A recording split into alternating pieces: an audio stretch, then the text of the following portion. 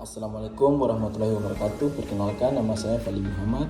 Di sini saya akan memaparkan materi tentang penggunaan komputer di bidang pendidikan. Komputer terbukti sangat memberikan manfaat bagi kehidupan manusia pada saat ini, termasuk dalam dunia pendidikan. Dengan pendidikan merupakan salah satu bidang yang paling menguntungkan dengan munculnya komputer. Karena komputer sangat berperan untuk membantu proses keefektifan pembelajaran dan perkembangan dunia pendidikan. Adapun beberapa manfaat komputer di bidang pendidikan. 1. Akses informasi yang lebih luas. Dengan adanya komputer dan koneksi internet saat ini, maka akses untuk mencari informasi akan lebih mudah dan cepat. 2. Pembelajaran interaktif. Pembelajaran interaktif memiliki beberapa manfaat yang membuatnya menjadi pilihan yang tepat dalam menghadapi tantangan pendidikan di era digital. 3. Pembelajaran jarak jauh. Dengan adanya komputer dan akses internet memberikan solusi dengan pembelajaran jarak jauh atau online, di mana kegiatan belajar akan mengajar dapat diikuti kapan saja dan di mana saja. 4.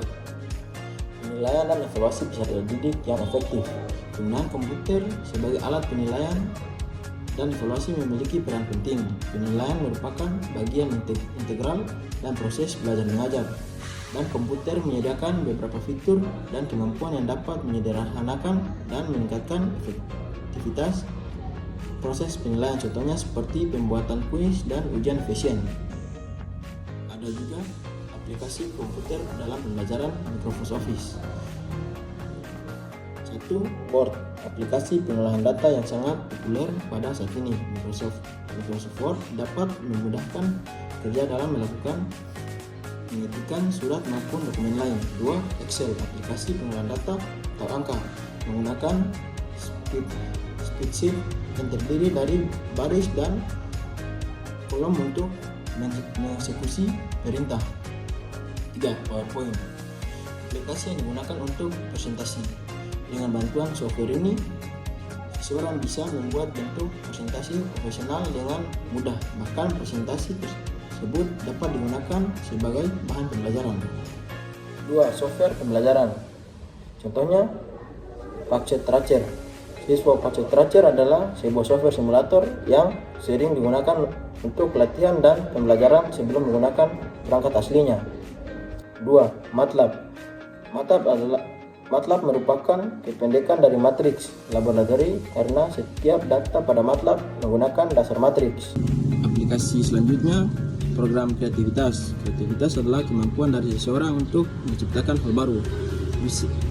Bisa hal yang baru atau sama sekali belum ada, yang menemukan ide yang diperoleh dengan menghubungkan hal yang sudah ada. Tujuan dengan adanya kreativitas ini adalah agar dapat beradaptasi juga bertahan hidup. Dengan adanya kreativitas, kita dapat mencari celah yang baru digunakan untuk berpenghasilan dan membantu sesama. Program ini diadakan untuk membantu mahasiswa mendapatkan pengalaman sambil juga mengasah beberapa kemampuan diri seperti kreativitas dan menulis. Contoh aplikasi yang mendukung program kreativitas yaitu Canva. Canva adalah pembuatan desain grafis dan konten publikasi yang lebih mudah dan cepat daripada software grafis lainnya.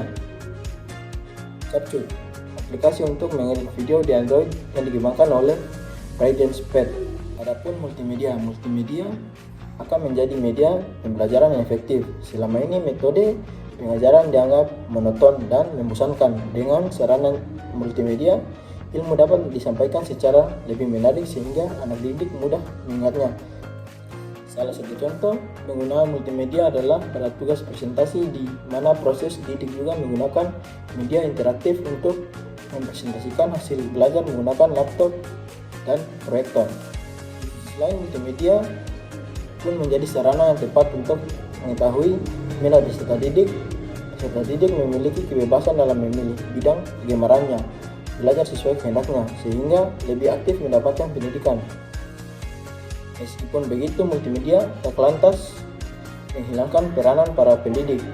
Peserta didik yang aktif masih membutuhkan bimbingan dan arahan dari guru dan orang tua agar mereka memperoleh pembelajaran yang positif. Selanjutnya, teknologi pembelajaran online. Pembelajaran online adalah pembelajaran yang dilakukan dalam jaringan internet dengan memanfaatkan berbagai media komunikasi, aplikasi manajemen kelas, dan teknologi lainnya untuk melakukan proses kegiatan belajar mengajar tanpa bertatap muka langsung, namun dilaksanakan secara virtual sehingga kegiatan pembelajaran dapat dilakukan di mana saja. Di dalam teknologi pembelajaran online, ada beberapa aplikasi pembelajaran online atau e-learning. Moodle. Platform ini dikhususkan untuk membuat aplikasi belajar online yang dinamis. Edmodo. Fungsi Edmodo adalah untuk memfasilitasi guru dan murid untuk melaksanakan pembelajaran efektif secara daring atau online. Classroom. Google Classroom dirancang untuk membantu guru membuat dan mengumpulkan tugas tanpa kertas. Dalam pembelajaran online atau e-learning mempunyai beberapa keuntungan. 1. Stabilitas waktu dan tepat. Salah satu hal terbaik tentang e-learning adalah Anda dapat belajar kapan saja, di mana saja. 2. Materi yang selalu tersedia. Sumber daya digital yang tak terhitung jumlahnya seperti publikasi ilmiah dan jurnal dapat mudah dijangkau melalui e-learning. 3. Interaksi dan kolaborasi online. E-learning tidak hanya memungkinkan Anda untuk belajar secara mandiri, tetapi juga membuka kesempatan untuk berinteraksi dengan orang-orang di seluruh dunia.